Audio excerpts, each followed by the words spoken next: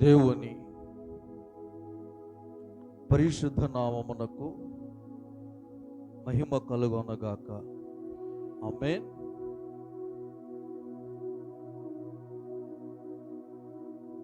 ఈ యొక్క త్రిత్వములోని 7వ ఆదివారంలో ప్రవేశించడానికి దేవుడు మన ఎడల చూపించినటువంటి తన అద్వితీయమైనటువంటి కృపను బట్టి, మహాదయను బట్టి మనమందరమును సజీవుల లెక్కలలో లెక్కింపబడి ఈ దినాన ఆయన సన్నిధిలో ఆరాధించడానికి మనందరమును మరి సిద్ధపడి ఉన్నాం. ఇట్టి కృపను దేవుడు మనకిచ్చినందుకు దేవాది దేవునికి మనందరమును మహిమ చెల్లించవలసిన వారమైన దేవునికి స్తోత్రం. ఇది నాన్న ఆరాధనకు దేవుని సన్నిధిని ప్రేమించి ఆయన సన్నిధిలో ఆయన ఆరాధించడానికి వచ్చినటువంటి అందరికీ మన ప్రభువును రక్షకుడైనటువంటి యేసుక్రీస్తు ప్రభుల వారి ప్రశస్తమైన నామములో హృదయపూర్వక వందనాలు తెలియజేస్తాం. అందరికీ వందనాలు. మంచిది. త్వరగా ఈనాటి పాఠ్యభాగాల ధ్యానాంశంలోనికి వెళ్ళే ముందు ప్రార్థన చేసుకుని వాక్య ధ్యానంలోనికి వెళ్దాం. మార్కు శుభవార్త రోమపత్రిక 16వ అధ్యాయము 19వ వచనం. రోమపత్రిక 6వ అధ్యాయం 19వ వచనం. రోమపత్రిక 6వ అధ్యాయము 19. మీ శరీర బలహీనతను బట్టి మనుష్య రీతిగా మాట్లాడుచున్నాను. ఏమనగా అక్రమము చెయ్యుటకై అపవిత్రతకును అక్రమమునకును మీ అవయవములను దాసులుగా ఎలాగూ అప్పగించుతారో అలాగే పరిశుద్ధత కలుగుటకై ఇప్పుడు మీ అవయవములను నీతికి దాసులుగా అప్పగించుడి. ప్రార్థన చేసు. మహాపరిశుద్ధుడు మహాగణుడైన మా ప్రియ పరలోకపు తండ్రి, పరిశుద్ధుడా, వందనాలు, స్తుతులు, స్తోత్రాలు చెల్లిస్తున్నాను. ఇంతవరకునైనా పాటలతో, కీర్తనలతో, ఆరాధనతో నేను స్తుతించి మహిమపరిచి గణపరచడానికి అందరికీ కృపనిచ్చినందుకు నీకు స్తోత్రాలు నైనా. ఈ సమయంలో నీవు మాతో మాట్లాడేటువంటి సమయము ఎంతో విలువైనది, ఎంతో ప్రాముఖ్యమైనది ప్రభువా. ఈ సమయంలో నీ బిడ్డలందరినీ మీరు జ్ఞాపకం చేసుకునండి. నీ ఆత్మతో మమ్మల్ని అందరినీ బలపరచండి. వినగలిగే చెవిని, గ్రహించగలిగే మనస్సును నీ బిడ్డలకు దయచేసి నీ దాసుడనైనా నన్ను కొద్ది నిమిషాలు ప్రభువా నీలో మరుగుపరిచి నా జ్ఞానమును తీసివేసి నీ యొక్క జ్ఞానముతో నింపి నీ బిడ్డలతో మీరే మాట్లాడమని, నా నోటిని నోటిగా మలుచుకుని దాని పాత్రగా వాడుకునమని యేసయ్య పరిశుద్ధమైన నామములు అడిగి ప్రార్థించుచున్నాను తండ్రి. ఆమేన్. దేవునికి మహిమ కలుగొనగాక. ప్రభునందు ప్రియమైనటువంటి దేవుని ప్రియులారా, ఈనాటి సంగ్రహ ప్రార్థన త్రిత్వములోని 7వ ఆదివారం కొరకే ఏర్పాటు చేయబడినటువంటి సంగ్రహ ప్రార్థన మనం గమనిస్తే అందులో ప్రారంభంలో ఒక విషయం ఉంటుంది. ఏమనంటే పరలోకమందును భూలోకమందును సమస్తమును శాశ్వతమైన దేవుని యొక్క సంరక్షణ కింద జరుగుచున్నవి గనుక హానికరమైన దానిని మా యొద్దకు రానియక మమ్మల్ని రక్షించుమని నీతోనూ పరిశుద్ధాత్మతోనూ సదాయక దేవుడై యుగయుగములో జీవించుచు పరిపాలించుచుండు నీ కుమారుడు మా ప్రభువైన యేసుక్రీస్తు ద్వారా వేడుకొనుచున్నాము అని ప్రార్థన ఉంటుంది. ఈ ప్రార్థనను మనం గమనిస్తే అక్కడ ఏమంటుంది అని అంటే, పరలోకమందును భూమి అందును సమస్తమును శాశ్వతమైనటువంటి దేవుని సంరక్షణ కింద జరుగుచున్నవి. అవును ప్రియులారా, మనం ఆలోచన చేస్తే దేవుడే సమస్తానికి సృష్టికర్త. మనము చూస్తున్నటువంటి ఈ భూలోకమైనను ఈ భూలోకములో ఉన్నటువంటి సమస్తమైనవైనను ఆకాశము, ఆకాశ నక్షత్రాలు, సూర్యచంద్రాదులు సమస్తము నీ కంటితో చూసినవే కాకుండా చూడకుండా నీకు మేలు కలిగించడానికి సమస్తం ఈ లోకములో ఏమైతే ఉన్నావో అవన్నీ కూడా ఎవరి చేత సృష్టింపబడినవి అనంటే దేవుని చేత సృష్టింపబడినవి. సమస్తానికి సృష్టికర్త. అందుకని ఆయన లేకుండా ఏది కలుగలేదు అంటారు. యేసుక్రీస్తు ప్రభువారు ద్వారానే సమస్తమును తండ్రిన దేవుడు కలుగజేసినట్లుగా మనం చూస్తాం. ప్రియ దేవుని బిడ్డలారా, అయితే ఈ సమస్యాన్ని ఎందుకు చేశాడు దేవుడు అంటే తన చిత్తం కొరకు ఆయన చేశాడు. తన ఇష్ట ప్రకారంగా ఆయన చేశాడు. తన ఇష్ట ప్రకారముగానే, తన ఇష్టానికి అనుగుణముగానే సృష్టి యావత్తును నడిపించుకుంటున్నాడు. అయితే సమస్తానికి సృష్టికర్త అయినటువంటి దేవుడు ఈ సృష్టిని చేసినప్పుడు, ఈ సృష్టిలో ఉన్నటువంటి సమస్త జీవరాశులను చేసినప్పుడు, ఈ సృష్టిలో నివాసము చేస్తున్నటువంటి ఈ మానవుణ్ణి చేసినప్పుడు, సమస్తమును కలుగజేసిన తరువాత దేవుడు వాటన్నింటినీ మంచిదిగా చూశాను. హల్లెలూయా. ఎలా చూశాడండి? మంచిదిగా. ఆదికాండము 1వ అధ్యాయము 31వ వచనాన్ని మనం చూడగలిగితే ఆ విషయం మనకు అర్థమవుతుంది. దేవుడు తాను చేసిన యావత్తును చూచినప్పుడు అది చాలా మంచిదిగా ఉండెను.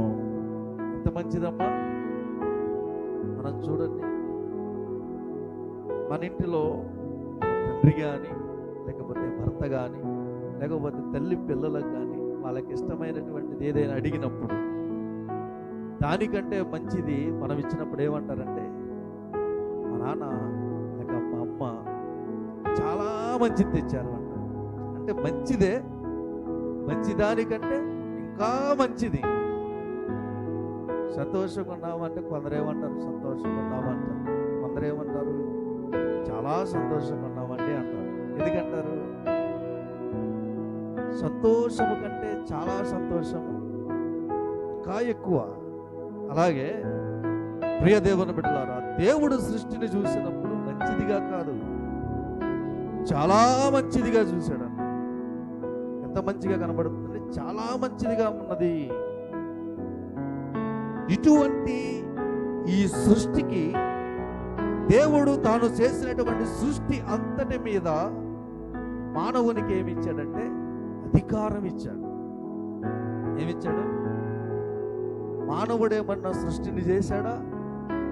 మానవుడు ఈ సృష్టిలో ఉన్నటువంటి ఏ ఒక్క జీవరాశిని కానీ, ఏ ఒక్క వృక్షాలను కానీ, ఈ భూమిలో ఉన్నటువంటి చిన్న సూక్ష్మ క్రిమి లాంటి దానిని కానీ మానవుడు చేయగలిగాడంటే ఈ సృష్టిలో ఉన్న దేనిని మానవుడు చేయలేదు. సమస్తం ఎవరు చేశారు? దేవుడే చేశారు. సమస్తానికి సృష్టికర్త దేవుడే. ఆ సృష్టిలో మానవుడు కూడా ఒక భాగమే. అటువంటి మానవుడికి దేవుడు ఏం చేశాడంటే తాను చేసిన సృష్టి అంతటి మీద అధికారం ఇచ్చాడు. చూడండి, అది 26వ వచనంలో మనకు అర్థమవుతుంది. దేవుడు మన స్వరూపమందు మన పోలిక చొప్పున నరులను చేయుదము, వారు సముద్రపు చేపలను, ఆకాశ పక్షులను, పశువులను, దేనిని, సమస్త భూమిని, భూమి మీద ప్రాకు ప్రతి జంతువును ఏలుదురుగాకనియో పలికెను.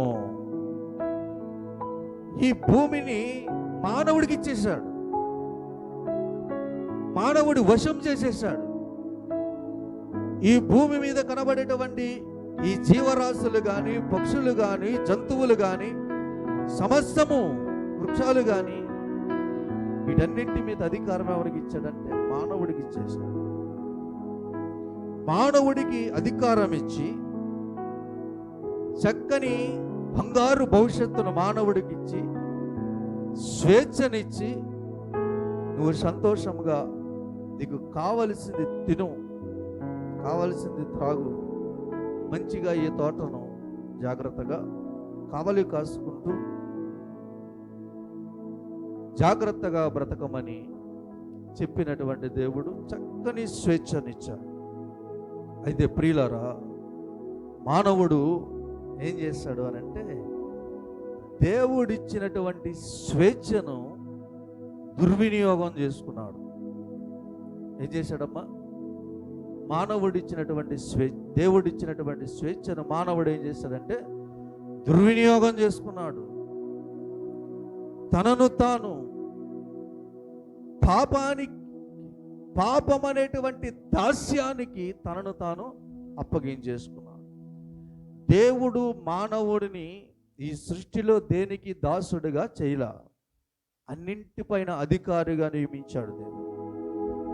ఈ భూలోకములో ఉన్నటువంటి సమస్తమంతటి మీద మానవుడికి అధికారం ఇస్తే, మానవుడు దేవుడిచ్చినటువంటి ఆ గొప్ప భవిష్యత్తును ఏం చేశాడంటే తన అవిధేయత వలన, అవిధేయత అంటే తెలుసు కదా, అవిధేయత అంటే ఏంటమ్మా? అవిధేయత అంటే ఏంటి అలా చూస్తున్నారండి? విధేయత అంటే ఏంటి? లోబడడు. అవిధేయత అంటే మాట వినకపోవడం, దేవుడు చెప్పినటువంటి మాటను ధిక్కరించడం, దేవుడు ఇచ్చినటువంటి స్వేచ్ఛను ఆయన ఇచ్చిన విధానములో వాడుకోకపోవడం, దేవుడిచ్చినటువంటి స్వతంత్రతను మంచికి ఉపయోగించుకోకపోవడం. ఇలా మానవుడు ఏం చేశాడు అని అంటే, దేవుడిచ్చినటువంటి ఆ గొప్ప బంగారు భవిష్యత్తును, ఆ గొప్ప స్వేచ్ఛను ఏం చేశాడంటే అవిధేయత వలన పాపం అనేటువంటి దాసత్వానికి తనను తాను అప్పగించుకుని ఏం పోగొట్టుకున్నాడంటే నిత్య జీవాన్ని పోగొట్టుకున్నాడు. మరణదాస్యపు కాడి కింద బందీ అయిపోయింది. ఇది సృష్టి ప్రారంభం షార్ట్ కట్లో చరిత్ర. అయితే ప్రియులారా, దేవుడు అత్యంత కృప కలిగిన వాడు, అత్యంత దయగలిగిన వాడు కనుక ఆయన ఏం చేశాడంటే తన కుమారుడైనటువంటి యేసు క్రీస్తు నందు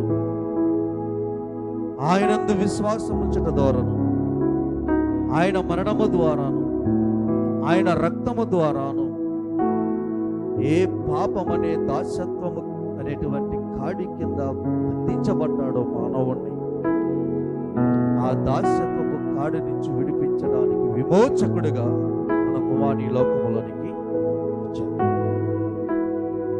ఈ లోకములోనికి ఇచ్చినటువంటి యేసుక్రీస్తు ప్రభుల వారి యందు ఎవరైతే విశ్వాసం ఉంచుతారో, ఎవరైతే ఆయన నామమును అంగీకరిస్తారో, ఎవరైతే ఆయన రక్తములో కడగబడతారో వారందరికీ ఏమి దొరుకుతుంది అని అంటే మరణదాస్యత్వపు నుండి విడుదల దొరుకుతుంది.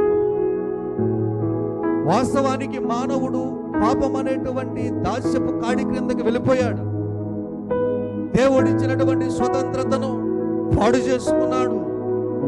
దేవుడిచ్చినటువంటి అధికారాన్ని పాడు చేసుకుని పాపం అనేటువంటి ఆ కాడి క్రింద దాసుడిగా మారిపోయాడు.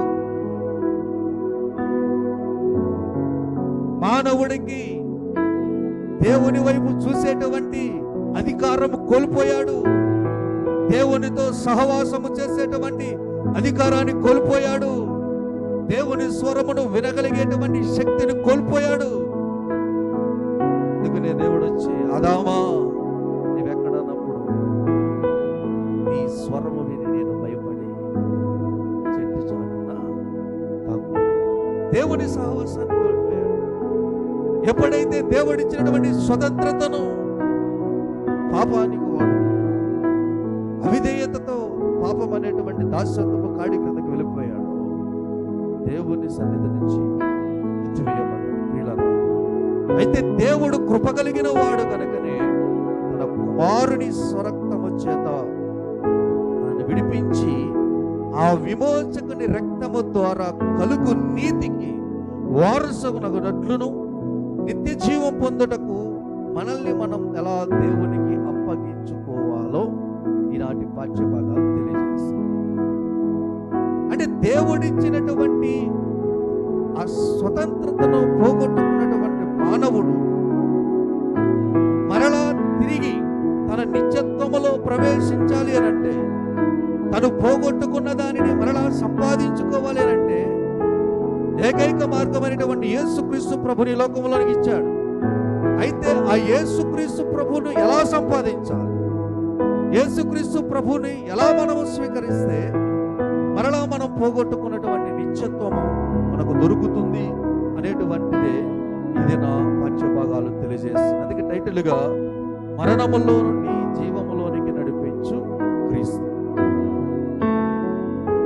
మరణదాస్యత్వము నుండి నిత్యత్వములోనికి నడిపించేటువంటి వాడు క్రీస్తు. ఆ విషయాలను ఇది నా పాఠ్యభాగాలు తెలియజేస్తుంది.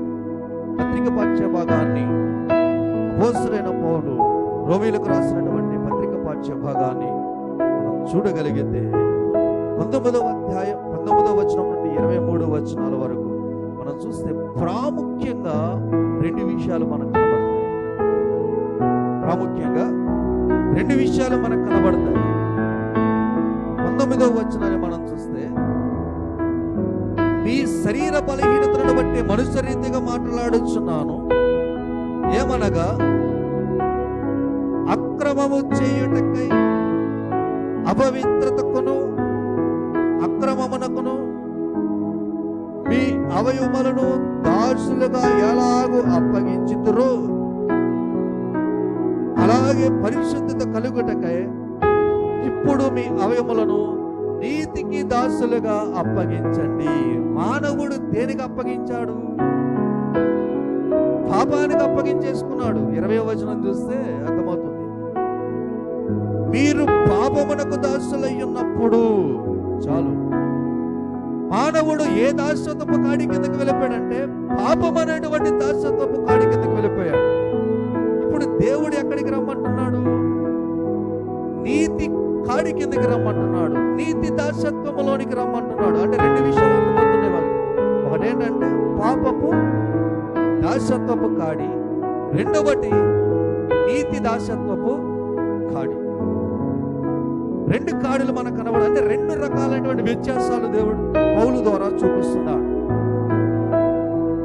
ప్రియ దేవుని బిడ్డలారా, ఈ విషయాన్ని మనం చూస్తే పాపం అంటే ఏమిటి?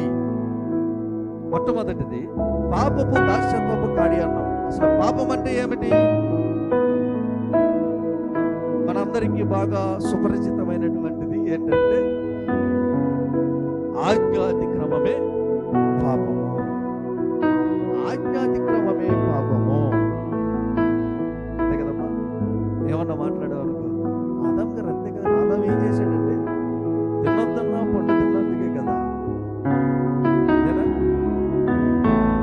తినొద్దన్నా పండు తిన్నందుకే.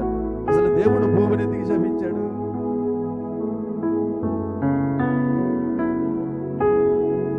దేవుడు ఏమంటాడంటే, ఆదామా నా మాట విన్నా, నీ భార్య మాట విన్నావు కనుక నీ నీవు నీ భార్య మాట విన్నావు గనక అని చెప్పి అక్కడి నుంచి సర్పాన్ని, స్త్రీని, పురుషుని బట్టి భూమిని శపిస్తాడు. స్త్రీని శపించాల, వేదన ఎక్కువ చేశాడు. శపించింది ఎవరెవరంటే సర్పాన్ని, భూమిని శపించాడు. అక్కడే ఆయన ప్రేమ అంటే ఏంటో అర్థమవుతుంది. తప్పు చేసినప్పటికీ కూడా తన బిడ్డల మీద ఎప్పుడు ఆయన ఉగ్రత చూపించాడు. అప్పటికి కూడా ఆయన ప్రేమనే చూపిస్తున్నాడు. ప్రియ దేవుని బిడ్డలు, పాపము అనగా ఏమి మనం ఆలోచన చేస్తే మొదటి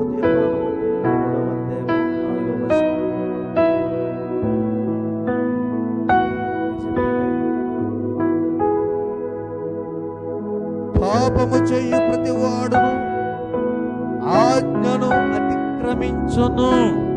ఏం చేస్తున్నాడంట? ఉంది ఆజ్ఞ అతిక్రమమే పాపము అని. ఆజ్ఞ అతిక్రమమే పాపము అంటే పాపం అంటే ఏంటి? పాపము చేయు ప్రతి వాడు దేన్ని అతిక్రమిస్తున్నాడు? ఆజ్ఞను అతిక్రమిస్తున్నాడు. అంటే దేవుని మాటను అతిక్రమిస్తున్నాడు. దేవుని మాటను అతిక్రమించడం అంటే ఏంటి ఇప్పుడు చెప్పండి?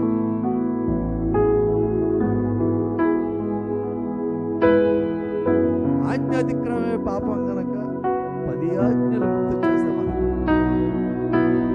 ఒక్కొక్క ఆజ్ఞ నోటి మాట కదా. ఒక్కొక్క ఆజ్ఞ ప్రకారం జీవించాలంటే మన జీవితకాలమే సాగు. ఆజ్ఞ అతిక్రమమే పాపము అన్నాడు. ఆజ్ఞ అంటే ఒకటేనా? దేవుడిచ్చిన ఆజ్ఞలు ఎన్ని ఉన్నాయి? ఆజ్ఞ పైకి ఒకటే కనబడుతుంది, దాని లోపల ఎంత ఉంది? సింపుల్గా ఒకటి చెప్తా. ఆజ్ఞ అతిక్రమం అంటే మాట వినక పోవడం, విధేయత చూపక పోవడం, దేవుని మాటను అంగీకరించక పోవడమే పాపం. యాకోబు పత్రిక 4వ అధ్యాయము, యాకోబు పత్రిక 4వ అధ్యాయము 17వ వచనం. కాబట్టి మేలైనది చేయనెరిగియు అలాగూ చేయని వానికి పాపము కలుగును. ఇప్పుడు ఆజ్ఞ అతిక్రమమే పాపం. ఆ ఆజ్ఞ అతిక్రమములో, ఆ ఆజ్ఞలలో దేవుడు ఇంకొకటి ఏం చెప్పాడంటే ఇతరులకు మేలైనది చేయమన్నాడు. ఇతరులకు మేలేదో తెలిసి ఉండి, ఇతరులు ఏ అవసరతలో ఉన్నారో ఎరిగియుండి, ఇతరులకు నీ ఎడల ఏ అవసరమును ఆశిస్తున్నారో నీకు ఎరిగియుండి నీవు చెయ్యకపోవడమే పాపం. అర్థమవుతుందా? మన ఎడల ఎవరైనా ఏదో ఒక అవసరతను ఆశించినప్పుడు మనల్ని బట్టి అది ధన సహాయం కావచ్చు, ఆహార సహాయం కావచ్చు, లేకపోతే మనకున్నటువంటి అధికార పరిస్థితులను బట్టి కావచ్చు, అన్ని రకాలైనటువంటి పరిస్థితులను బట్టి మన ఎడల సహాయము దొరుకుతుందని ఆశించిన వారి మాటను మనము గౌరవించకపోవడం కూడా పాపమే. మన ఎడల సహాయము దొరుకుతుందని మన యొద్దకు వచ్చిన వారికి సహాయము చేయకపోవడము కూడా పాపమే. చాలా జాగ్రత్తగా వినాలి. ఈ మాట ఏమని చదివిస్తాను? మేలైనది చేయనెరిగియు అలాగూ చేయని వానికి పాపము కలుగును. దీని ఫలం ఏంటంటే మరణం. పాపానికి జీతం ఏంటమ్మా? మరణం. ఆ పత్రిక పాఠ్య భాగాలు అదే మనకు అర్థమవుతుంది. మేలైనది చేయెరిగి చేయకుండాటయు పాపము, ఆజ్ఞ అతిక్రమమే పాపము, విశ్వాసం ఉంచకుండా తినుటై కూడా పాపమే.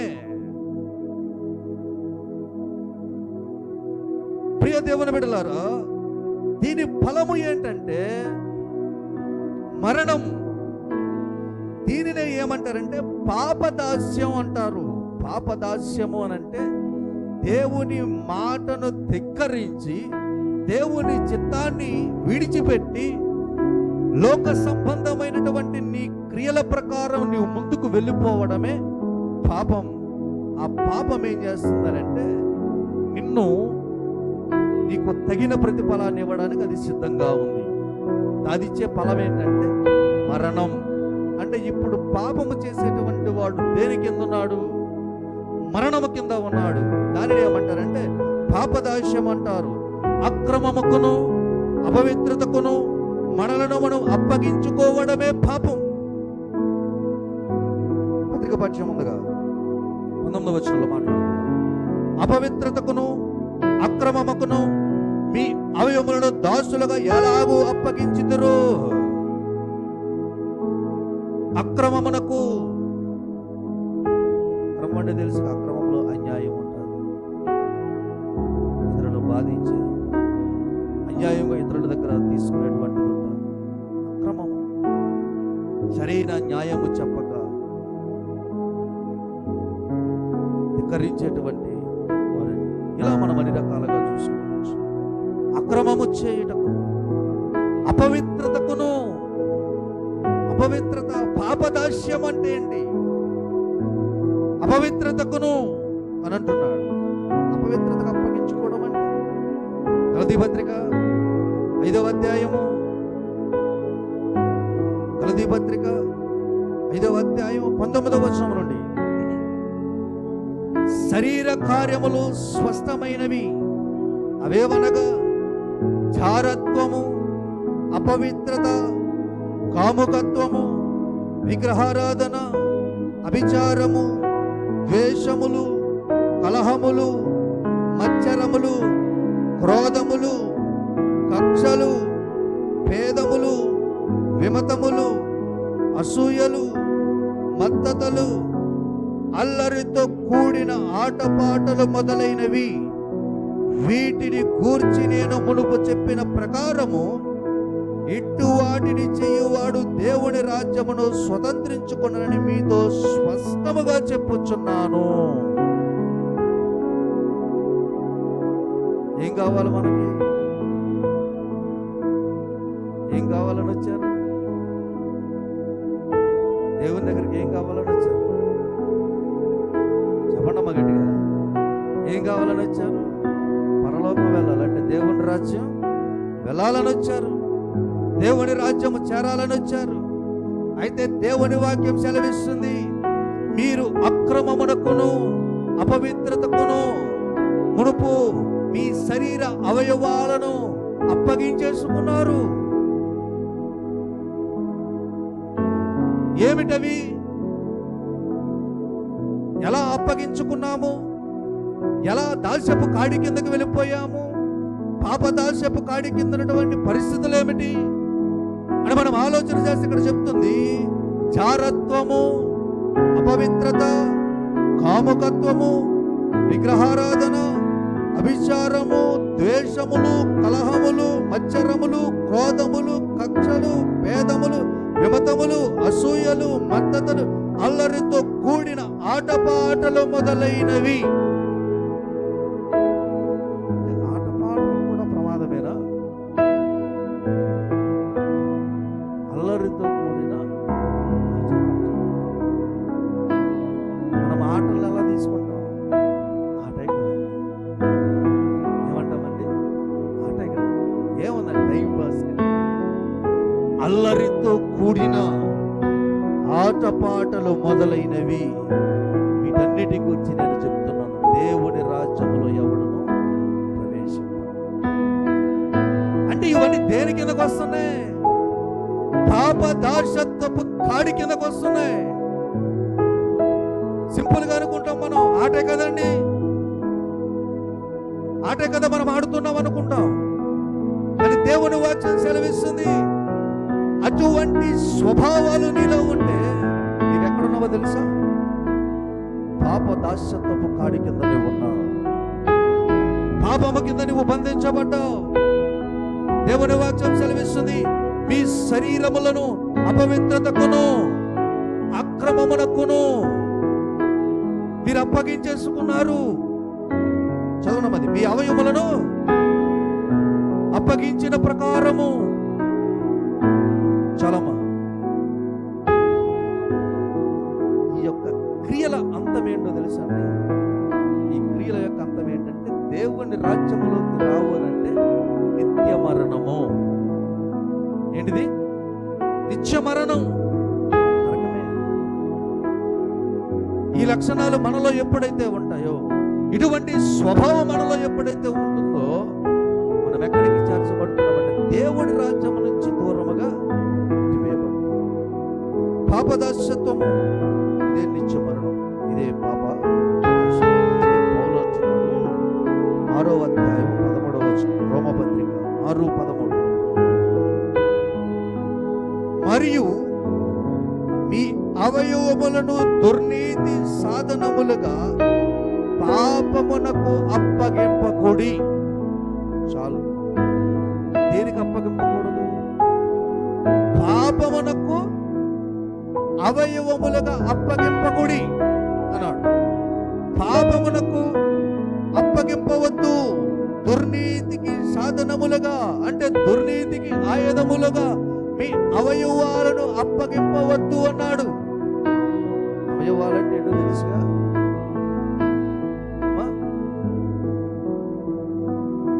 అవయవాలంటే తెలుసుగా?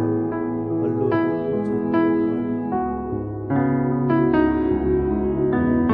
నాలుక,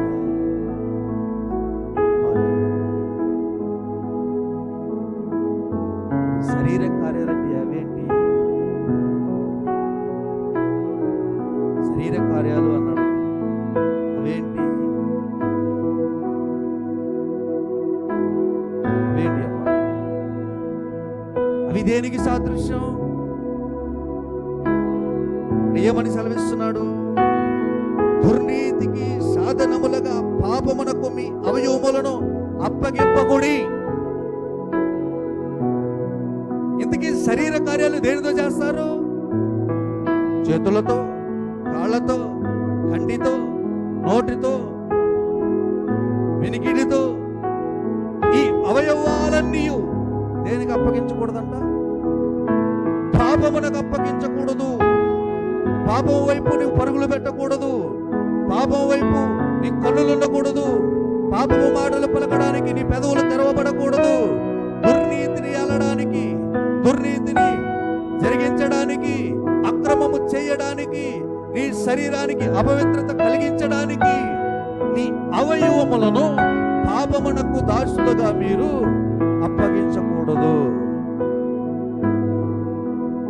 ప్రియ దేవుని బిడ్డల, మనం జాగ్రత్తగా ఆలోచన చేయాలి. దాని ఫలము ఏమిటి?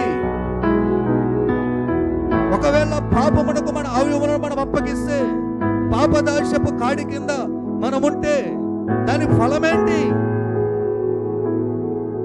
20వ వచనం, మీరు పాపమునకు దాసులై ఉన్నప్పుడు నీతి విషయమై నిర్బంధము లేని వారై ఉంటిరి. అప్పటి క్రియల వలన మీకేమి ఫలము కలిగెను? వాటిని గురించి మీరిప్పుడు సిగ్గుపడుచున్నారు కారా? వాటి అంతము మరణమే.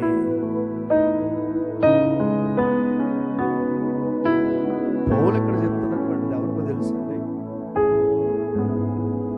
ప్రభువుని అంగీకరించక ముందు పాపములో ఉండి రక్షించబడిన వారికి చెప్తున్నారు. ఏమనంటే, మీరు పాపమునకు దాసులై ఉన్నప్పుడు నీతి విషయం ఎటువంటి కట్టడం మీకు లేదు, ఎటువంటి నిర్బంధం లేదు. మీకు అలా చేయకూడదు, ఇలా చేయకూడదు అని చెప్పడానికి మీకు ఎటువంటి నిర్బంధం లేదు. ఎందుకంటే మీరు ఎక్కడున్నారు? ఉంటమే పాపంలో ఉన్నారు. ఉంటమే పాపపు దాసత్వానికి మీరు బందీలైపోయారు. కాబట్టి మీకు ఎటువంటి నిర్బంధం లేదు. కానీ ఇప్పుడు ఏమంటున్నాడు? అప్పటి క్రియల వలన మీకేమి ఫలము కలిగెను? వాటిని గూర్చి మీరిప్పుడు సిగ్గుపడుచున్నారు కారా? మన నిజంగా మనస్ఫూర్తిగా మాట్లాడుతున్నాం. ఒక తప్పు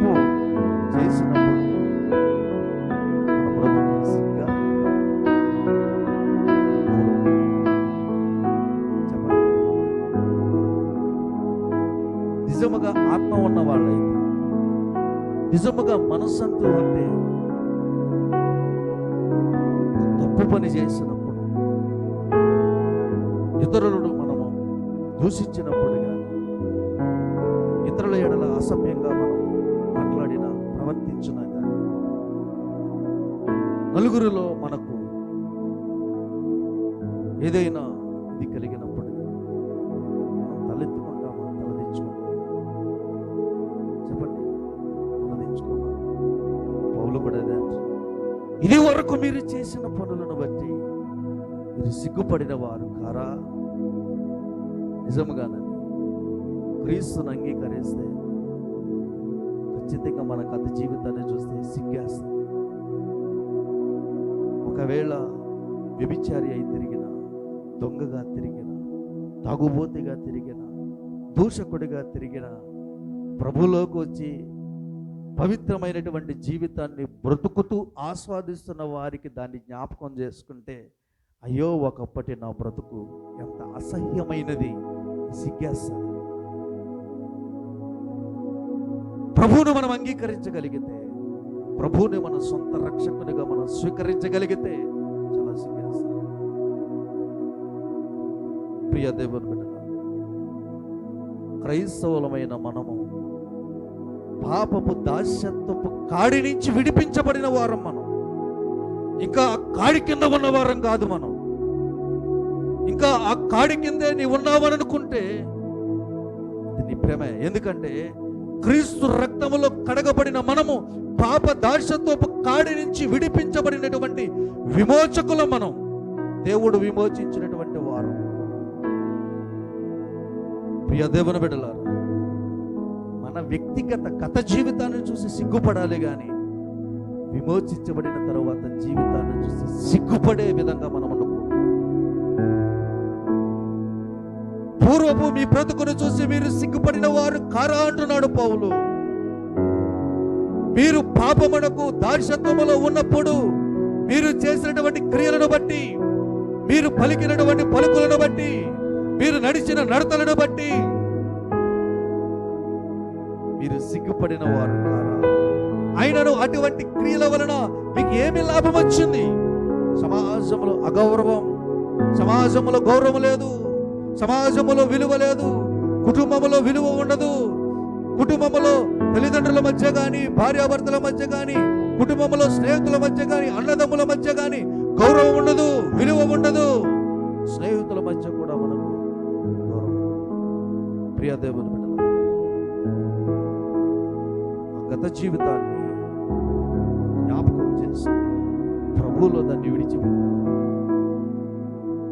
పౌలు చెప్తున్నాడు ఎవరికంటే రక్షణ పొందిన వారికి, విడిచిపెట్టేసిన వారికి చెప్తున్నాడు, అయ్యా మీరు గతములో మీరు పాపమునకు దాసులుగా ఉన్నప్పుడు మీ క్రియల వలన మీకేమి ఫలము కలిగిన వాటిని గూర్చి మీరు ఇప్పుడు సిగ్గుపడుతున్నారు కదా? సిగ్గుపడట్లేదు, నిజంగా సిగ్గుపడాలి.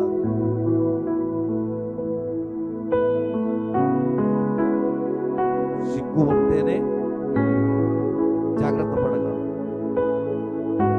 సిగ్గు లేనండి, సిగ్గు లేనటువంటి తల్లిని ఏమంటారు? ఎప్పుడు అంటారు సిగ్గు లేదురా అని?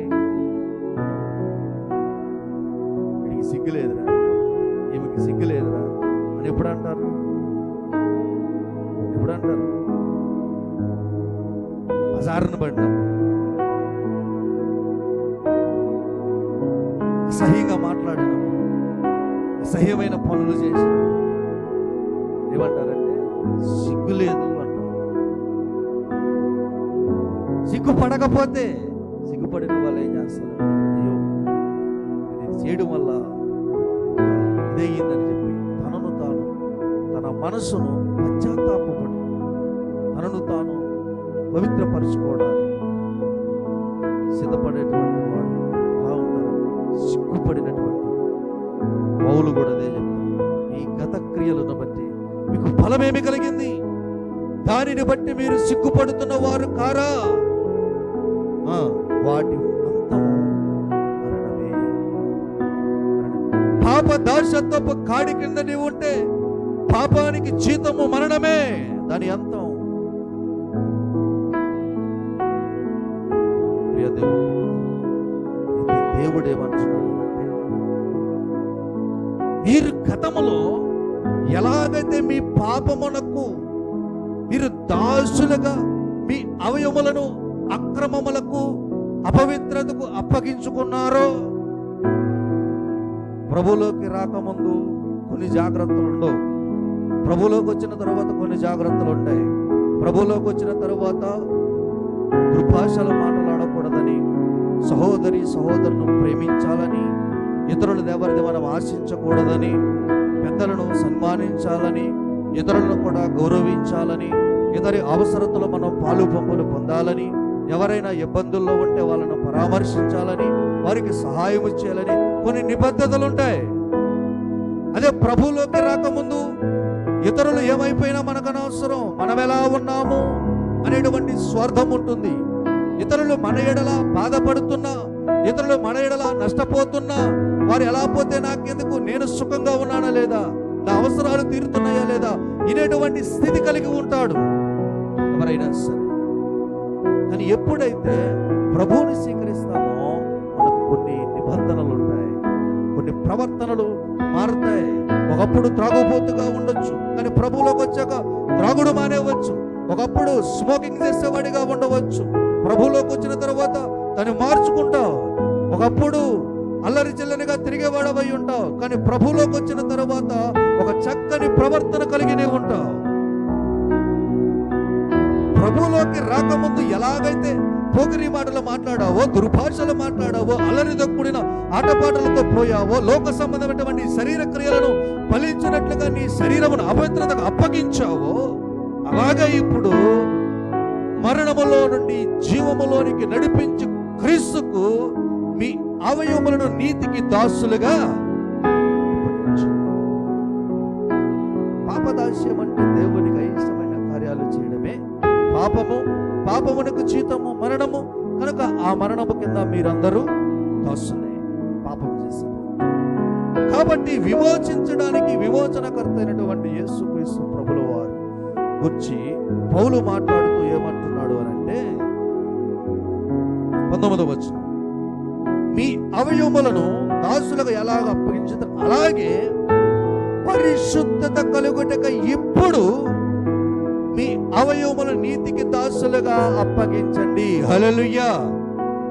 ఏంటిని అప్పగించాలి? ఎందుకు అప్పగించాలి? పరిశుద్ధత కలగడానికి. ఒకప్పుడు ప్రభువులోకి రాకముందు అపవిత్రత చేత మీరు ఉన్నారు, పాపము చేత పట్టబడి ఉన్నారు, దుష్టత్వపు తలంపుల చేత, పాపపు క్రియల చేత, దేవునికి అయిష్టమైనటువంటి కార్యముల చేత మీరు పట్టబడి దేవుడి దృష్టికి ఎలా ఉన్నారంటే అసహ్యమైనటువంటి జీవితాన్ని కలిగి ఉన్నారు, అపవిత్రమైనటువంటి జీవితాన్ని కలిగి ఉన్నారు. ఇప్పుడు మీరు ప్రభువులోనికి వచ్చారు గనక, ఇప్పుడు ప్రభువుని మీరు అంగీకరిస్తున్నారు గనక, మీ యొక్క హృదయము, మీ యొక్క శరీరాలు, మీ యొక్క అవయవాలు ఒకప్పుడు పాపములో ఉన్నవన్నీ పరిశుద్ధపరచబడడానికి మీరు ఇప్పుడు ఎవరికి అప్పగించాలి? నీతికి మీ అవయవములను దాసులుగా అప్పగించుకోండి. హల్లెలూయా. దేన్ని అప్పగించాలి? ఇప్పుడు దేన్ని అప్పగించాలి? మీరే చెప్పాలి త్వరగా. నీతికి దేన్ని అప్పగించాలి? చెప్పండి, ఏంటి? చెయ్యి అప్పగించాలి. దేనికి? నీతికి. నీతికి అప్పగించడం అంటే చేతితో దొంగతనం చేయకూడదు, చేతితో ఇతరులు కొట్టకూడదు, చేతులతో ఇతరులు ఏది ఆశించకూడదు. దీన్ని నీతికి అప్పగించాలి. ఇది అపవిత్రము. ఒకప్పుడు చూసినట్టుగా పట్టుకొచ్చేసింది. ఒకప్పుడు మంద కాదు, ఇంకొకరు పట్టుకొచ్చేసేది. ఇప్పుడు దీన్ని నీతికి అప్పగిస్తే కనుక దీన్ని ఏం చేయాలో తెలుసా? అటువంటి చేయకుండా కట్టేవాళ్ళు. ఇది ఎవరికి అప్పగించేసాం? ఈ చేతులు దేవునివి కాబట్టి ఈ చేతులతో నేను పవిత్రములే చేయాలి కానీ అపవిత్రమైనది చేయకూడదు అనేటువంటి నిబంధన దీనికి రావాలి. కన్నులను కూడా నీతికి అప్పగించాలి. కన్నులకి నీతిని అప్పగించాలంటే ఎవరి వైపు చెడు చూపు చూడకూడదు, ఎవరిని హృదయములో వేరొక రకముగా ఆలోచన చేస్తూ నీ కన్నుల ద్వారా స్పందించకూడదు.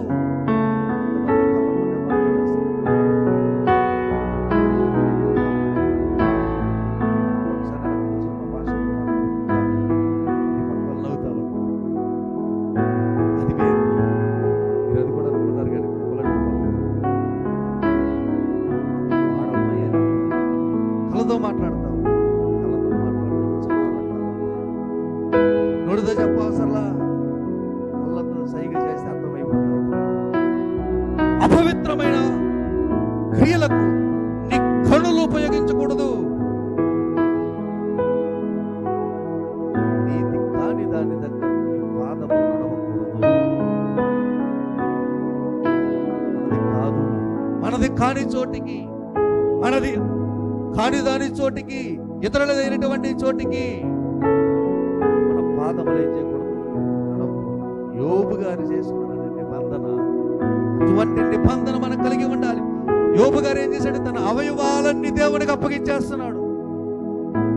యోబు గారు అంటే నేను పరస్త్రీని వేరొక రకంగా చూస్తే ఏమన్నాడమ్మా, నా భార్య వేరొకరి ఎంట ఏం విసురుతుంది, తిరగల విసురుతుంది. నా కన్నులతో నిబంధన చేసుకున్నాను అంటాడు. నిబంధన ఉండాలి కన్నులకు. మీ అవయవములను నీతికి దాసులుగా అప్పగించండి అంటే, ప్రభువా నా శరీరం అంతా ఇచ్చేసాను నాయన, సరిపోద్దా? అప్పగించేయడం అంటే అది కాదు, కట్టేయాలి. ఎక్కడికక్కడ కన్నులు చెడు చూడకూడదు, నోరు దుర్భాషలాడకూడదు, చేతులు పాదములు కలిసి దొంగిలించడానికి కానీ పాపపు క్రియలు చేయడానికి కానీ నీ శరీరాన్ని అప్పగించకూడదు. సమస్యను దేనికి ఇవ్వాలి? దేవునికి అప్పగించాలి. దేవునికి దాసులు ఎలా కాగలమనంటే, మన పాపములను బట్టి దేవుని ఎదుట పశ్చాత్తాపపడి క్రీస్తునందు విశ్వాసముంచట ద్వారాను, అలాగే అపవిత్రత నుండి పరిశుద్ధపరచబడడానికి, శాశ్వత జీవం మనకి ఇవ్వడానికి ఏకైక మార్గమైనటువంటి దేవునికి మన సమస్త అవయవములను ఆయనకిచ్చి ఆయన చిత్తానికి మనము లోబడిపోవడమే క్రీస్తుకు దాసులం అవ్వడం. హల్లెలూయా. సింపుల్ ఎగ్జామ్ ఏంటంటే, పౌలును తీసుకోండి. పౌలు ఏమంటాడు అని అంటే, జీవించుచున్నది నేను కాదు, క్రీస్తే నాయందు జీవించుచున్నాడు అన్నాడు. అంటే పౌలు తను జీవించడం లేదు కానీ క్రీస్తే జీవించుచున్నాడు గనుక పౌలు దేన్ని విసర్జించాడు? లోకమును విసర్జించాడు.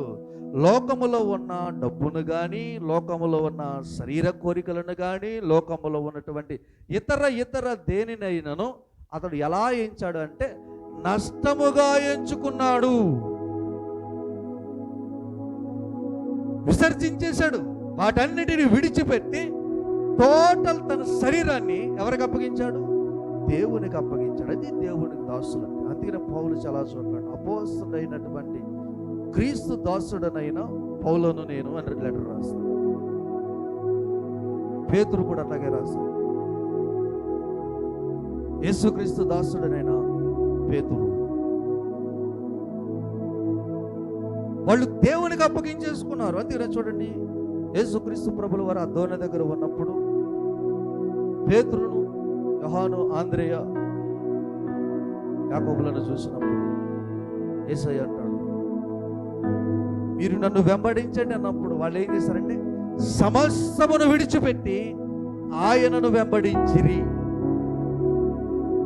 దేవునికి దాసులము. దేవుని దాసత్వపు కాడి కిందకి మనం ఎలా రాగలమంటే సమస్తమును విడిచిపెట్టి రావాలి, సమస్తమును ఆయనకు అప్పగించేవాలి. అందుకని రోమపత్రిక 12వ అధ్యాయం 1వ వచనంలో ఒక చక్కని మాట ఉంటుంది. కాబట్టి సహోదరులారా, పరిశుద్ధమును దేవునికి అనుకూలమునైన సజీవ యాగముగా మీ శరీరములను ఆయనకు సమర్పించుకొనుడని దేవుని వాత్సల్యములను బట్టి మిమ్మను బ్రతిమాలుకొనుచున్నాను. ఇట్టి సేవ మీకు యుక్తమైనది. హల్లెలూయా. దేన్ని అప్పగించమన్నాడమ్మా? శరీరాన్ని అప్పగించేస్తే శరీరంలో ఎన్ని ఉన్నాయి? చాలా ఉన్నాయి. ఇవన్నీ ఎవరికి అప్పగించేవాలంట? దేవునికి అప్పగించేవాలి. సంఘం అనేటువంటిది శరీరము. అందులో మనమందరం ఏమై ఉన్నాం? అవయవాలమై ఉన్నాం. అలాగే ఈ శరీరాన్ని మనము దేవునికి అప్పగించేసినప్పుడు ఇందులో ఉన్న చేతులు కానీ, కాళ్ళు కానీ, నోరు కానీ, ముక్కు కానీ, చెవులు కానీ, టోటల్ బాడీ ఎవరి కొరకు పనిచేయాలి? దేవుని కొరకు పనిచేయాలి. దేవుని చిత్తానికి అప్పగించేసుకో. దేవుని చిత్తం నెరవేర్చడానికి నువ్వు బ్రతకాలి. ఇది దేవునికి దాసత్వం. ఒకప్పుడు పాపానికి దాసత్వంలో ఉన్నప్పుడు అన్ని పాప పనులే చేశావు. ఇప్పుడు క్రీస్తుకు దాసుడిగా మీ అవయవాలను అప్పగించుకుంటేని లేఖన పక్షభాగాలు సమస్య. మన సమస్యమంతటి మీద దేవునికి అధికారం ఇవ్వాలి. పాత జీవితాన్ని విడిచి క్రీస్తులో నూతన జీవితం పొందుకోవాలి. అప్పుడే మరణము నుంచి తప్పించబడి దేవుని కృప వలన క్రీస్తు యేసునందు నిత్య జీవం పొందుకుంటాం. అలాగే సువార్త పాఠ్య భాగానికి మనం చూస్తే, సువార్త పాఠ్య భాగంలోనికి మనం వెళ్తే 8వ అధ్యాయము 1వ వచనం నుండి 9 వచనాల వరకు చూస్తే ఒక ఉపమానం కనబడుతుంది మనకి. ఉపమానం కనబడుతుంది. అదేమిటి అనంటే, అరణ్యములో ఒకానొక సమయంలో యేసుక్రీస్తు ప్రభుల వారు ఇలాగే బోధిస్తున్నప్పుడు 3 రోజులు సువార్త విన్నప్పుడు వాళ్ళ ఆకలి కూర్చి యేసు ప్రభు వాళ్ళని పిలిచి మరి వాళ్ళకి భోజనం పెట్టినప్పుడు 5,000 మంది తినగా 12 గంపలు మిగిలిని. ఇక్కడైతే 4,000 మంది. ఇది రెండవసారి యథావిధిగా అదే రీతిగా అరణ్యములో ఆయన సువార్త బోధిస్తున్నప్పుడు 3 రోజులు, ఎన్ని రోజులమ్మా? 3 రోజులు సువార్త విన్నారు యేసు ప్రభు దగ్గర. ఏకదాటిగా పొలం పనులు విడిచిపెట్టారు, కుటుంబాలను విడిచిపెట్టారు, వాళ్ళ పశువులను విడిచిపెట్టారు, వాళ్ళకున్న సమస్తాన్ని విడిచిపెట్టి ఎన్ని రోజులు ఉన్నారు? 3 రోజులు ఉన్నారు. మిమ్మల్ని ఇప్పుడు వదిలితే పని ఉండాలి కానీ 5 నిమిషాలు వెళ్ళిపోతారు.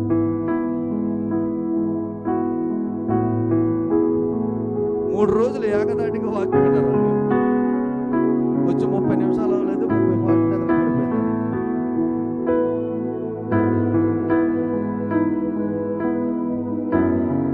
అందుకని కూర్చున్నప్పుడు సరిగ్గా కూర్చోండి అంట. బోర్డులు ఎట్టేసుకుంటే నిద్రపోతే ఏమవుతుంది? టిఫిన్లు ఏం చేయలేదు, తెల్లారంతా నిద్రయ్యారు కదా. పని చేసాము, కష్టపడిపోయాము, గుళ్ళు నలిగిపోయింది, నిద్రస్తున్నా పర్లా. రాత్రి తెల్లవారులు పడుకున్నాక మళ్ళీ గుళ్ళు కూర్చోండి.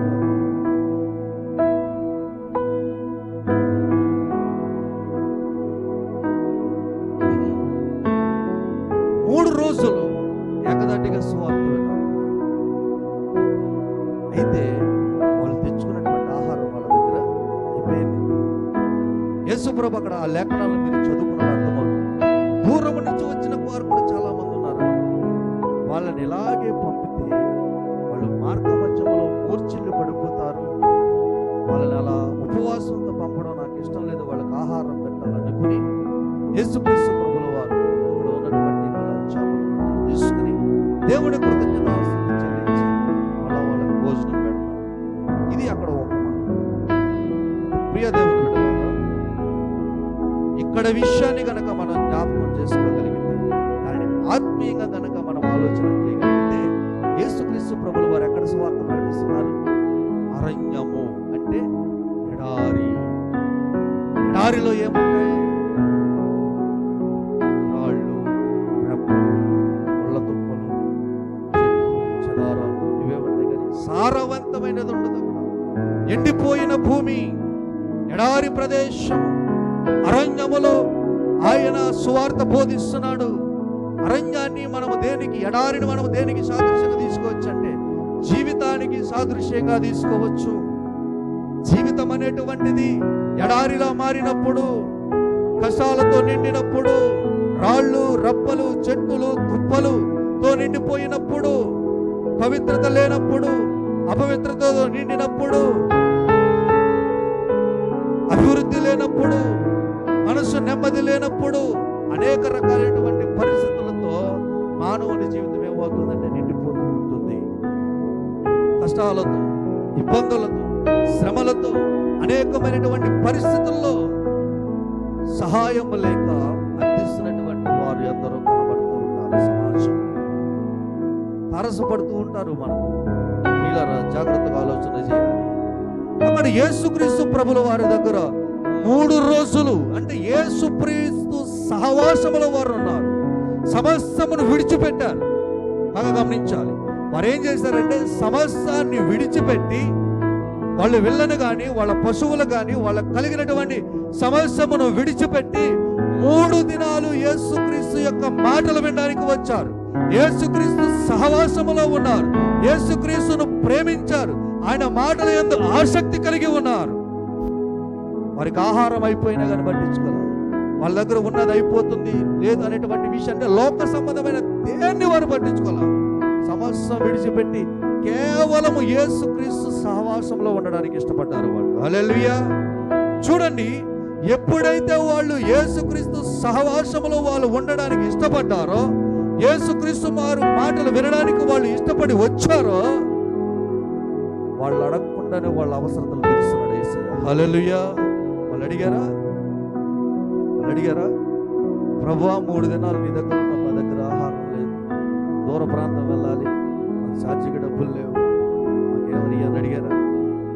యేసు ఎవరు అడగరా? ప్రియ దేవుడు ఎంత కృప కలిగిన ఆయనతో మనం ఎంత దగ్గరగా ఉంటామో, ఆయనతో ఎంత సహవాసం చేస్తా ఉంటామో, ఆయన అంతగా మనల్ని ఆశీర్వదిస్తాడు. హల్లెలూయా. దేవుని నమ్మాలంటే మానవుని నమ్మకం, మానవ సంబంధాల మీద నమ్మకాలు పెట్టుకోకండి. లోక సంబంధమైన వాటిని విశ్వసించకండి. కేవలం మనం నమ్మవలసింది ఏంటంటే దేవుని మాటను నమ్మాలి. దేవుని మాటను విడిచిపెట్టిన అవిధేయతను బట్టే మానవుడు పాపములో పడిపోయాడు. కానీ దేవుని మాటను విన్నవాడికి పాపములో నుంచి విడిపించి నిత్య జీవం ఇస్తుంది దేవుడు. హల్లెలూయా. దేవునికి పాపానికి తేడా. ఎప్పుడైతే వాళ్ళు సమస్యను విడిచిపెట్టి యేసు ప్రభుతో సహవాసం చేయగలిగారో, వాళ్ళు అడగకుండానే దేవుడు వాళ్ళ అవసరాలను తీరుస్తున్నాడు. ఏమంటున్నాడో తెలుసా? ఆహారం పెట్టడమే కాదు, వాళ్ళు ఇంటికి చేరేటువంటి గమ్యాన్ని కూడా ఆయన ఆలోచన చేస్తున్నాడు. హల్లెలూయా. వాళ్ళు ఇంటికి చేరే వరకు కూడా దేవుడు ఆలోచన చేస్తున్నాడు. మార్గ మధ్యములో వారు మూర్ఛిల్లి పడిపోతారు. వాళ్ళు ఆకలితో ఉంటే నీరసం వచ్చి వాళ్ళు పడిపోతారు. వాళ్ళు ఉపవాసముతో వెళితే వారి శరీరం వారికి సహకరించదు. వాళ్ళు ఏ ఆకలితో వచ్చారు?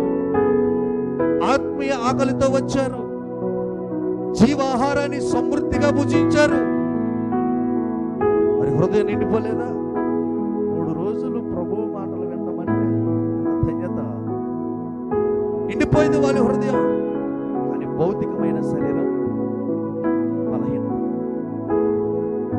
ఆత్మీయ దాహము తీర్చుకోవడానికి, ఆత్మీయ ఆకలితో నీవు దేవుని సన్నిధికి రాగలిగితే నీ భౌతికమైన అవసరాలు కూడా దేవుడు తీరుస్తాడు. హల్లెలూయా. అందుకనే ప్రభు అంటాడు, ముందు నా నీతిని, నా రాజ్యాన్ని వెతకండి, నీకేం కావాలో మీ తండ్రికి సమస్తం తెలుసున్నాను. ప్రియులారా, దేవునిని విశ్వసించి దేవుని దగ్గరకు రావాలి, దేవుని మీద ఆధారపడాలి. వారు ఎప్పుడైతే యేసు ప్రభు దగ్గరకు వచ్చారో, సమృద్ధిగా ఆత్మీయ ఆహారం భుజించడమే కాదు కానీ భౌతికమైన ఆహారాన్ని కూడా వారు భుజించగలిగారు. శారీరక అవసరాలు కూడా తీర్చబడ్డాయి. వారు చక్కగా తృప్తి పొందు వరకు, భోజనం అంటే అర్ధాగులతో పెట్టలేదంట. వారు తృప్తి పొందిన తరువాత 8వ వచనం, వారు భోజనము చేసి తృప్తి పొందిన పిమ్మట మిగిలిన ముక్కలు 7 గంపలనెత్తిరి. ఎన్ని గంపలు? ఇంతకీ వాళ్ళు అర్థాకలతో ఉన్నారా? సమృద్ధిగా తిన్నారా? తృప్తి అంటే ఎప్పుడు వచ్చింది తెలుసా? బాబు నా వల్ల కాదు నాయన. తృప్తి లేని దానికి తృప్తి ఉన్నదానికి ఏంటో చెప్తానే. అంటే కడుపు నిండడం కోసం తృప్తి. అంటే దీనికోసం అయితే ఎవరికి తృప్తి ఉండదు. ఇది కానీ ఆస్తి పాస్తి కానీ ఆడోళ్ళకి చూడు బీరువాళ్ళ నిండా చీరలా ఉంటాయి. ఇలా కట్టుకునేది తక్కువ, దాచేది ఎక్కువ అండి. ఆడోళ్ళు కట్టుకునేది ఎక్కువ, బీరువాలో పెట్టి దాచేది ఎక్కువ. మగోళ్ళకి 4-5 జతలు ఉంటేనే ఎన్నో ఉన్నట్టుంటాయి. వీళ్ళకి 10-15 చీరలనే కానీ చీరలు కొనవా?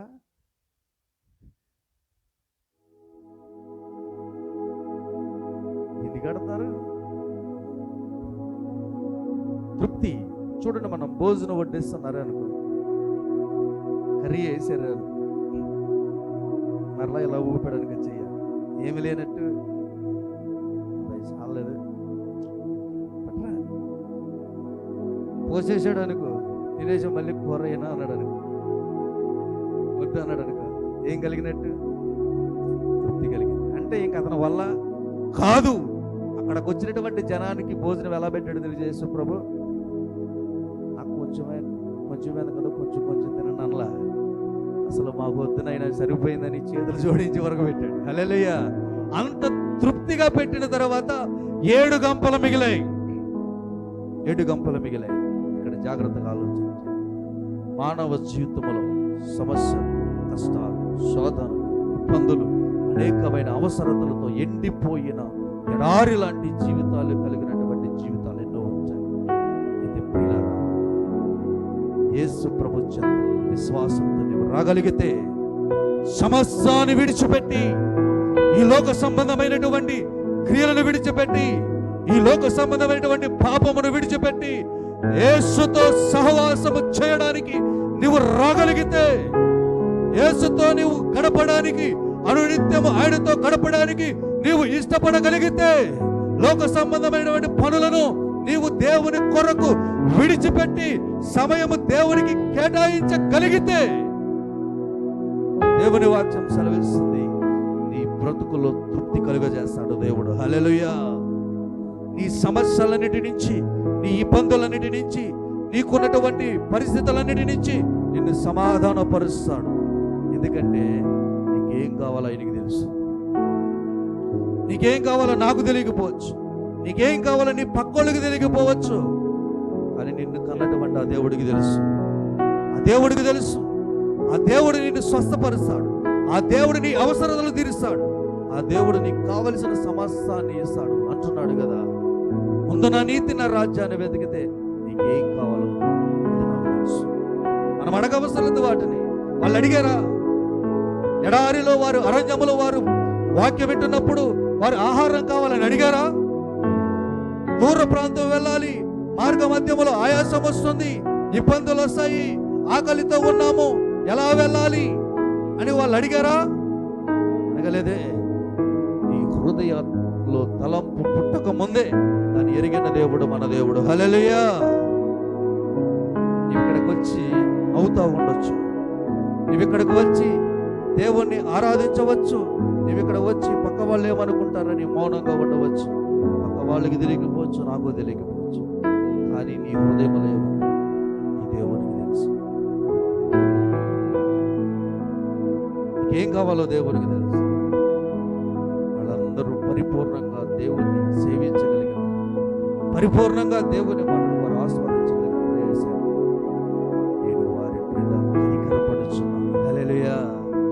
ప్రభు కనికరము దొరకడం ఎంతో ధన్యత. ఆ కనికరమునే దేవుని కృప అంటారు. దేవుని కృప. ఆ దేవుని కృప ఎవరైతే పొందుకుంటారో, ఆ దేవుని కృపను ఎవరైతే మరి సంపాదించుకోగలుగుతారో వారు నిజంగా ధన్యులే. ఆ సమయంలో అరణ్యములో సువార్త వినడానికి వచ్చినటువంటి ఆ బిడ్డలని తృప్తిపరిచి వాళ్ళని క్షేమంగా గృహానికి దేవుడు నడిపించాడు. ఈ జీవితంలో, ఈ లోక సంబంధమైనటువంటి ఈ జీవితంలో మనం ఉన్నప్పటికీ ప్రభువు మీద ఆధారపడగలిగితే, క్రీస్తు మీద మనం ఆధారపడగలిగితే, క్రీస్తు నందు మన విశ్వాసం ఉంచగలిగితే మన జీవిత అంతము వరకు చక్కని విధానంలో దేవుడు నడిపిస్తాడు.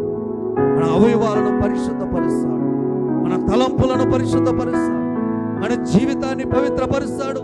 ఒకప్పటి నీ జీవితము అపవిత్రత, అక్రమమునకు నీవు దాసులుగా ఉన్నావేమో, పాపమునకు నీవు దాసుడిగా ఉన్నావేమో, నువ్వు క్రీస్తుకు అప్పగించుకోగలిగితే కలిగితే నిన్ను సమస్తమును పరిశుద్ధపరుస్తాను. ఎందుకంటే ఆయన నమ్మదగిన ఆయన వాక్యము పూర్ణాంగీకారానికి యోగ్యమైనది. ఆయన మాట ఇస్తే తప్పనటువంటి వాడు. ఆయన రక్తము మన సమస్త పాపముల నుంచి మనల్ని పవిత్రపరుస్తుంది కనుక మనల్ని మనము దేవునికి అప్పగించుకోగలిగితే, దేవుని దాస్యత్వపు కాడి కిందకి మనం రాగలిగితే, దేవుడు అంటున్నాడు నీ పాపాలన్నీ కడిగేసి నిన్ను పవిత్రపరుస్తాను. హల్లెలూయా, నిన్ను పవిత్రపరుస్తాను అంటున్నాడు. కాబట్టి పాపపు దాస్యానికి ఒకప్పుడు నీ అవయవాలను ఎలాగూ అప్పగించుతావో అలాగునే ఇప్పుడు సజీవ యాగముగా మీ శరీరమును అపవిత్రత నుంచి నిన్ను విడిపించి పరిశుద్ధపరచుటకు మీ అవయముల నీతికి లేక దేవునికి దాసులుగా అప్పగించుకోండి. రోమపత్రిక 6వ అధ్యాయం చూడలేదు. రోమపత్రిక 6వ అధ్యాయం 21వ వచనం. అప్పటి క్రియల వలన మీకేమి ఫలము కలిగెను? వాటిని గూర్చి మీరు ఇప్పుడు సిగ్గుపరుచున్నారు కారా? వాటి అంతము మరణమే.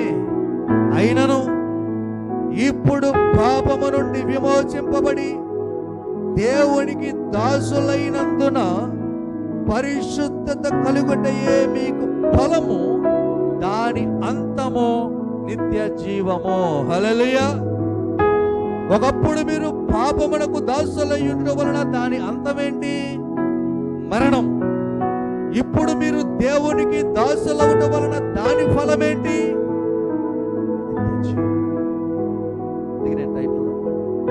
మరణములో నుండి జీవములోనికి ఎవరికి అప్పగించుకోవాలి? దేవుడికి అప్పగించుకోవాలి.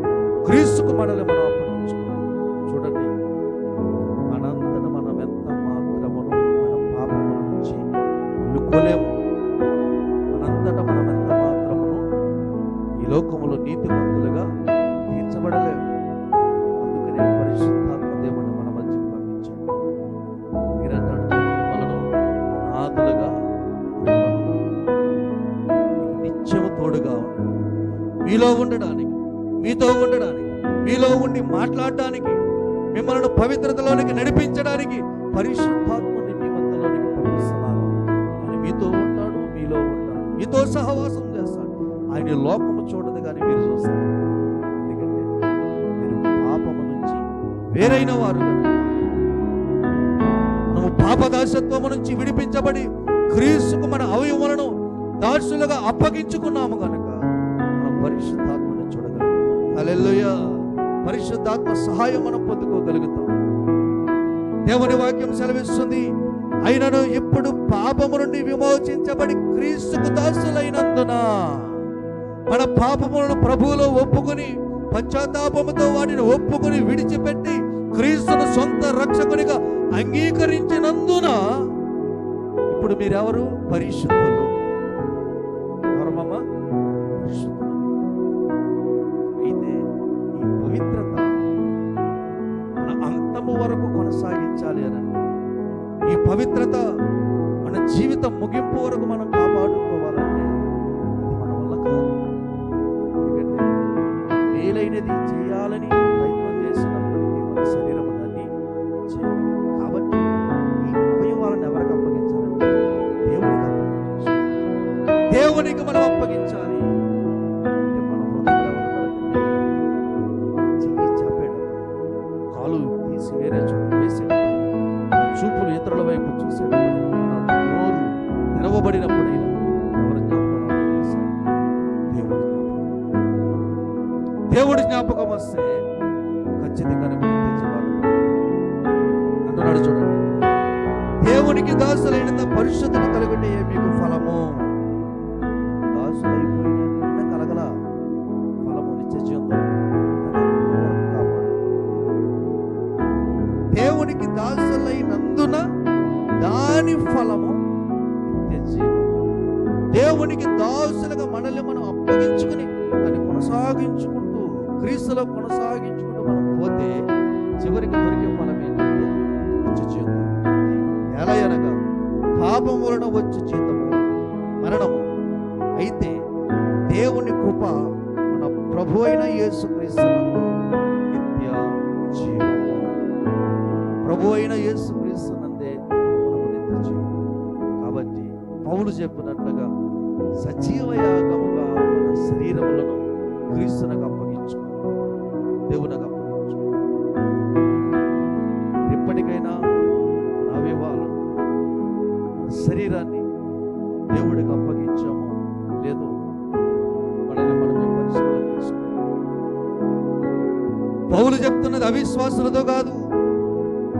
పౌలు చెప్పిందేమి క్రీస్తుని అంగీకరించిన వాళ్ళతో కాదు. పత్రికలో చెప్పింది క్రీస్తుని అంగీకరించినటువంటి విశ్వాసులతో చెప్తున్నాడు. ఇదిగో ఒకప్పుడు మీరు పాపమునకు దాసులై ఉన్నారు, అక్రమమునకును అతిక్రమమునకును మీ అవయవులను దాసులుగా అప్పగించారు. మీరు పాపమునకు దాసులై ఉన్నప్పుడు వాటి క్రియల వలన మీకేమి ఫలము కలిగింది? అప్పుడు మీ క్రియల వలన మీరు సిగ్గుపడిన వారు కారా? విశ్వాసులనే హెచ్చరిస్తున్నారు. ఇప్పుడైతే మీరు పరిశుద్ధత కలగడానికి మీ అవయవులను దేవునికి, నీతికి దాసులుగా అప్పగించు, క్రీస్తుగా అప్పగించుకోండి. పాపం వలన వచ్చే జీతము మరణము, అయితే దేవుని కృపావరము. అందుకనే స్టార్టింగ్ లో సృష్టి చరిత్ర చెప్పాను. ఎందుకంటే దేవుడు అత్యంత కృప కలిగిన సమస్తమును సృజించి దేవుడు మానవుని అధికారిగా నియమిస్తే మానవుడు తన అవిధేయత వలన దేవుడిచ్చినటువంటి బంగారు భవిష్యత్తును పోగొట్టుకుని, నిత్య జీవాన్ని పోగొట్టుకుని, మరణాన్ని సంపాదించుకుంటే దేవుడు కృప కలిగిన వాడు కనుక వాస్తవానికి అర్హత ఉందా? మనకి నిత్య జీవం పొందడానికి అర్హత ఉందా? లేదు. కానీ ఆయన కృప కలిగిన వాడు గనుకనే, ఆయన కృప మన పైన ఉంచాడు గనుకనే చెప్తున్నాడు, ప్రభు అయిన యేసుక్రీస్తునందు నిత్య జీవం. ఆ పోగొట్టుకున్న నిత్య జీవాన్ని తిరిగి మరలా మనం పొందుకోవాలనే తన ఏకైక కుమారుడిని యేసుక్రీస్తు ఈ లోకములోనికి పంపించాడు. ఆయన నామము నువ్వు నమ్మాలి, ఆయన నామము నువ్వు అంగీకరించాలి, ఆయన యందు నువ్వు నిత్య విశ్వాసం కలిగి ఉండాలి. నీ సమస్త జీవితం మీద, నీ సమస్త ప్రవర్తన మీద, నీ సమస్త టోటల్ నీ జీవితం మీదే దేవునికి అధికారం ఇవ్వాలి. అట్లా మనం ఎప్పుడైతే క్రీస్తుకు మనల్ని మనం లోబరుచుకుంటామో, పాపము నుంచి ఆయన విడిపించి మనం పవిత్రులుగా చేసి పోగొట్టుకున్న నిత్య జీవితాన్ని మరలా తిరిగి ఆయన మనకిచ్చి మనల్ని ఆయన సన్నిధిలో తృప్తిపరుస్తాడు. అతి కృప పరిశుద్ధాత్మ దేవుడు మనకు అనుగ్రహించునుగాక. ఆమేన్. సమస్త జ్ఞానమునకు మించిన దేవుని సమాధానము యేసుక్రీస్తు వలన మీ హృదయములకు మీ తలంపులకు కావలయుండునుగాక. ఆమేన్.